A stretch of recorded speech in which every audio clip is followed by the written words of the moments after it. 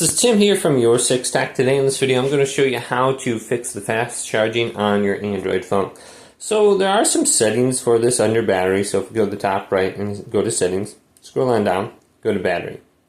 There's one option on here for charging settings. So let's go to this and just make sure this is turned on.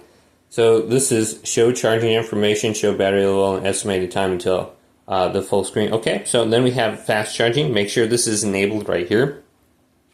And then look at your charger. So if you're not using a fast charger, your phone's not going to simply fast charge. So make sure you're using the one that comes with your phone. I'm not sure which one this is, probably like an iPhone or something like that.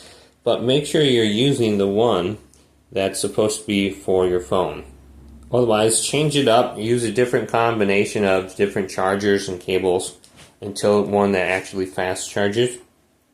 And that is probably what's holding back your phone, the charger that you're using. So make sure it's a dedicated fast charger, and you should be good to go. Hopefully this video did indeed help you out.